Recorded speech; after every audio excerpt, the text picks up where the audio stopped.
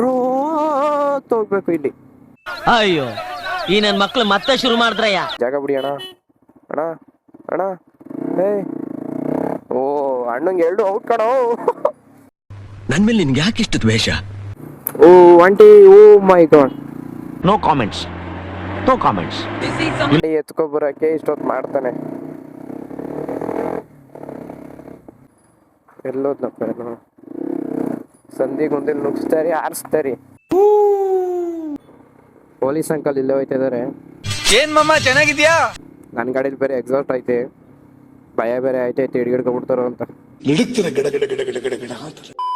ಈ ಎಕ್ಸಾಸ್ಟ್ ಮಾಡಿಕೊಂಡಿರೋ ಕಥೆನೇ ಇಷ್ಟು. ಪೊಲೀಸ್ ಕಂಡ್ರೆ ಸಾಕು ಗಡ ಗಡ ಗಡ ಗಡ ಅಂತ ನಡುಗುತ್ತೆ ಎಲ್ಲ.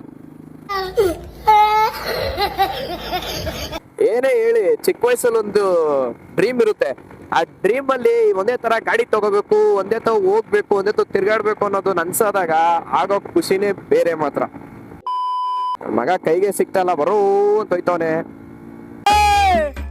ನಾವೆಲ್ಲ ಅವಾಗ್ಲೇ ಹಂಗೆ, ಇವಾಗ ಕೇಳ್ಬೇಕಾ?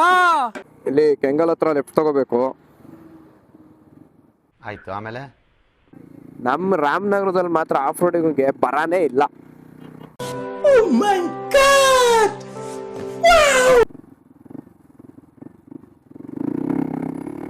ಇಲ್ಲ ಆಫ್ ರೋಡಲ್ಲಿ ಹೊಡೆಯೋ ಮಜಾನೇ ಬೇರೆ ಗಾಡಿನ.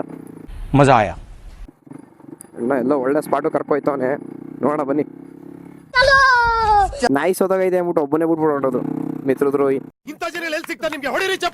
ಬೆಟ್ಟನೂ ಅಲ್ಲ ಏನೂ ಅಲ್ಲ, ಮಾತ್ರ ಜಾಗ ಮಾತ್ರ ಅಲ್ಟಿಯಾಗೈತೆ.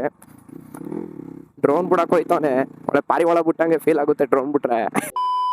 ನಮ್ಮ ಹುಡುಗ ಡ್ರೋನ್ ಹಾಸಕ್ ಸ್ಟಾರ್ಟ್ ಮಾಡಿದೆ ಈಗ. ಇಷ್ಟು ಹೇಳಕ್ ಇಷ್ಟಪಡ್ತೀನಿ. ಓಕೆ ಫ್ರೆಂಡ್, ಬಾಯ್.